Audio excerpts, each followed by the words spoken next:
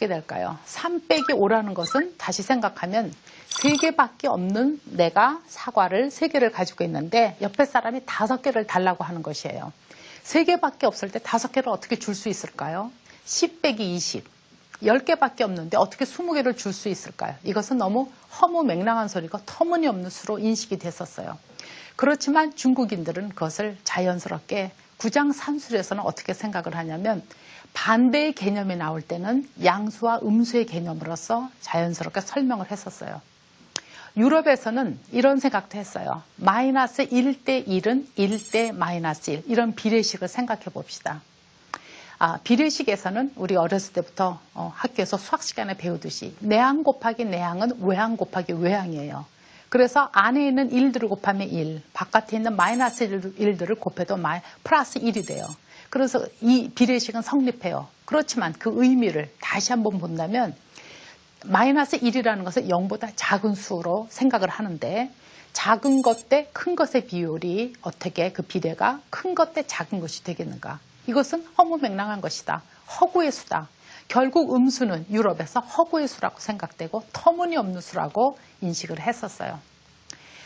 여러분들이 고등학교 때 이제 집합을 배우게 되면 거기에 유명한 드모르강의 정리가 나와요.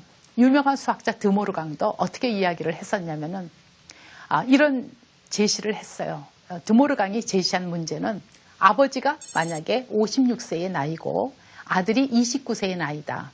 몇 년 후에 아들의 나이는 그 아버지의 나이에 반이 되겠는가? 지금 몇 년 후가 되면 아버지의 나이가 아들의 나이가 2배가 되겠는가? 이런 문제를 제시했어요. 이것을 방정식으로 세워봅시다. 그러면 56 플러스 x는 29 플러스 x의 괄호하고 2배가 되겠죠. 1차 방정식을 풀어요. 그랬더니 x는 마이너스 2가 나왔어요. 마이너스 2년 후에 둘의 나이가 아들의 나이가 아버지의 반이 된다는 황당한 그런 결과가 되죠. 그래서 드모르강조차도 이것은 음수라고 하는 것은 허구의 수다 그렇게 주장을 했었고 미적분을 발견한 유명한 독일의 수학자 라이프니츠조차도 터무니없는 수라고 음수를 용납하지 않았었어요. 유럽에서 음수가 정착되고 받아들여져서 자연스럽게 사용한 것은 19세기가 되어서예요. 그렇게 인간이 지금은 우리가 자연스럽게 사용하는 영음수 같은 것들도 그것이 정착되기에는 많은 시간이 걸렸었어요. 많은 사람들이 고뇌하고 고민하고 했던 것들이 그대로 수학의 역사에서도 다 묻어나는 일들이에요. 지금은 그렇게 영과 음수가 편리하게 사용되고 있지만 또 분수, 고대 이집트 사람들이 빵을 나누어 먹을 때 분배할 때 필요했던 그 필요성에 의해서 만들어진 분수. 분수도 우리 생활에서 아주 편리하게 사용되는데 여러분들은 분수의 위력을 모르시죠? 분수의 위력을 보이는 재미있는 예화가 있어요. 옛날 아라비아에 어떤 상인이 살고 있었는데 그 상인은 재산이 낙타가 17마리였어요. 17마리면 그래도 거기서 부자였나 봐요. 이 노인이 죽을 때 유언을 하기를 아들이 3명이었는데 큰아들에게는 내 재산의 2분의 1을 가져라. 그렇게 유언을 했고요. 둘째 아들에게는 3분의 1, 셋째 아들에게는 9분의 1을 가지라고 유언을 했어요. 아버지가 돌아가시자 이제 세 아들은 재산을 분배하기 위해서 분수로 나누었어요. 자, 17 곱하기 2분의 1 나누어지지 않죠. 17을 3분의 1로 나누어도 나누어지지 않고 9분의 1로도 나누어지지 않았어요. 어떻게 하면 좋을까요? 나누어지지 않는데 뭐 싸움만 한다고 해결될 일은 아니었죠. 세 아들은 지혜를 냈어요. 그러면 이 동네에서 가장 지혜로운 노인에게 찾아가서 자문을 구하기로 했어요. 그 동네에서 가장 지혜로운 노인은 그 이야기를 듣더니 이렇게 아이디어를 내주었어요. 내가 내 낙타 한 마리를 빌려줄 테니까 그 낙타를 가지고 가서 재산을 분배하거라. 그리고 낙타가 남으면 나에게 도로 돌려달라고 이야기했어요.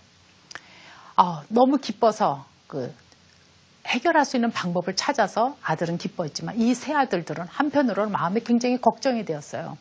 18마리를 가지고 아버지의 유언대로 나누어서 낙타를 가지면 좋은데 남지 않으면 어떡하겠어요. 이 노인에게 갖다 주려고 할 때 큰 근심을 가지고 집으로 돌아왔어요. 이제 17마리에서 한 마리를 얻어온 낙타까지 합해서 18마리를 가지고 분배하기 시작했어요. 18 곱하기 2분의 1을 했더니 9가 나왔어요. 큰아들은 좋아라고 박수를 치면서 9마리를 가져갔어요. 둘째 아들은 18 곱하기 3분의 1을 했더니 6이 나와서 6마리를 가져갔어요. 막내 아들은 18 곱하기 9분의 1을 냈더니 2가 나와서 2마리를 가져갔어요. 자, 덧셈을 해봅시다. 9 더하기 6 더하기 2를 했어요. 그랬더니 모두 17이 되는 것이 아니었어요. 낙타 한 마리가, 빌려온 낙타는 그대로 한 마리가 남아있는 것이었어요.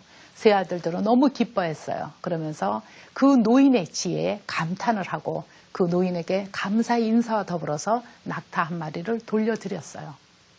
왜 나누어지지 않던 것이 나누어질 수 있었을까요? 이 노인의 그 지혜로운 것은 바로 이 분수의 그 문제점을 잘 파악하고 있었어요. 아버지의 유산대로, 유언대로 2분의 1 더하기 3분의 1 더하기 9분의 1 이것을 통분을 하게 되죠. 분수를 덧셈을 하게 되는. 분수를 더하니까 분모를 18로 통분을 할 때 분자가 17이 되는 것이었어요. 18분의 17이었는데 낙타는 17마리였기 때문에 한 마리를 빌려왔을 때 깨끗하게 18로 다 분배가 가능한 것이었어요. 이것이 바로 분수의 위력이 아니고 무엇이겠어요? 아까 우리는 이런 퀴즈를 생각했었죠. 석가모니와 아르키메데스가 누가 이겼을까? 큰 수 내기에서 답은 석가모니가 이겼었죠. 석가모니는 10의 54승까지 생각했고 아르키메데스는 지구상에 있는 모래알의 개수를 10의 51승이라고 정의를 내렸었어요. 지금도 큰 수는 계속 사람들이 열망하면서 만들어가고 있어요.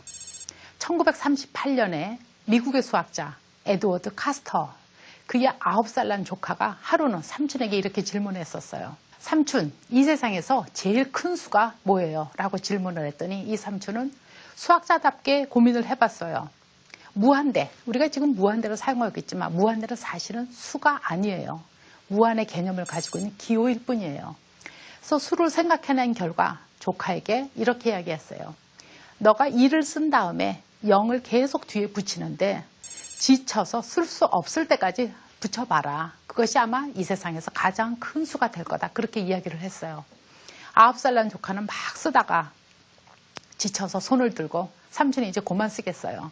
그래서 이 사람이 수학자답게 아이디어를 냈어요. 10의 100승. 10의 100승을 구골이라고 하는 수로 명명을 했어요. 10의 100승이 탄생되는 순간이었어요. 그는 또 수학자답게 구골을 이용해서 10의 구골승을 생각했어요. 10의 구골승은 얼마나 많을까요? 지구상에 있는 원자의 개수를 다